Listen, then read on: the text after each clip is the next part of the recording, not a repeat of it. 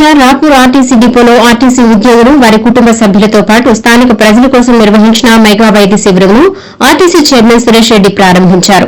RTC ప్రజా రవాణా సంస్థలో ఉద్యోగులు కార్మికుల సంక్షేమమే ధ్యేయంగా మెగా వైద్య శిబిరాలను నిర్వహిస్తున్నట్లు RTC zonal chairman Suresh Reddy తెలిపారు.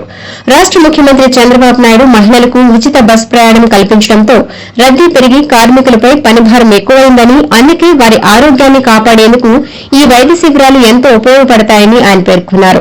ఈ క్యాంపులో ఆయుష్, హోమియోపతి, ఆయుర్వేదం, యునాని వైద్యంతో పాటు మెడికవర్, జై భారత్, ఈఎస్ఐ వంటి ప్రముఖ ఆసుపత్రుల వైద్య నిపుణులు పాల్గొని ఉచితంగా వైద్య పరీక్షలు నిర్వహించి మందులు పంపిణీ చేశారు. రాపూర్లోని ఈ వైద్య శిబిరంలో ప్రభుత్వ, ప్రైవేట్ వైద్య సేవలన్నీ ఒకే చోట లభించడం విశేషం. ఈ రోజున రాపూర్ డిపో నందు మెగా మెడికల్ క్యాంపు ఏర్పాటు చేయడం జరిగింది.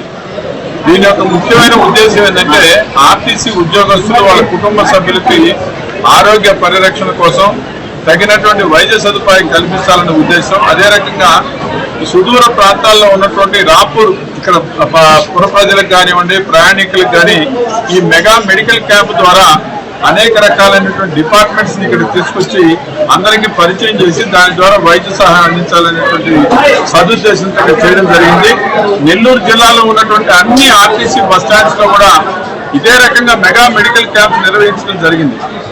ఈరోజు ఆర్టీసీ అనేటువంటి ప్రజా రవాణా సంస్థ, ఈ యొక్క ప్రజా రవాణా సంస్థలో ఎప్పుడైతే మనం స్త్రీశక్తి పథకాన్ని మన ముఖ్యమంత్రి చంద్రబాబు నాయుడు గారు మహిళలకు ఉచిత బస్సు ప్రయాణం ప్రకటించిన తర్వాత వాళ్ళకి మరింత అయినటువంటి కష్ట నష్టాలతో వాళ్ళు పెద్ద ఎత్తున ఈ యొక్క కార్యక్రమాన్ని విజయవంతం చేయడం జరిగింది.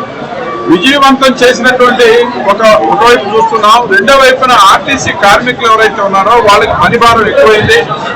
దాని కారణంగా ఒక్కొక్క బస్సులో 49 మంది ఉంటే 100-150 మంది కూడా ప్రయాణికులు ప్రయాణిస్తున్నారు. అదే రకంగా సుదూర ప్రాంతాల్లో పోయేటప్పుడు డబుల్ డ్యూటీస్ చేయడం, ఈ రకంగా వాళ్ళ ఆరోగ్య సమస్యలు కూడా ఉన్నాయి. అందుకని 272 మంది ఈ ఒక్క సంవత్సరంలోనే చనిపోవడం జరిగింది. అందువల్లనే మా ఎండి బాలసుబ్రహ్మణ్యం గారు ప్రత్యేకించి మా ఆర్టీసీ కుటుంబ సభ్యులకు, ఆర్టీసీ కార్మికులకు కూడా ప్రత్యేకించి ఈ యొక్క వైద్య సహాయం చేయించాలనే ఉద్దేశంతో ఈ మెడికల్ క్యాంప్స్ ను ప్రోత్సహించడం జరిగింది.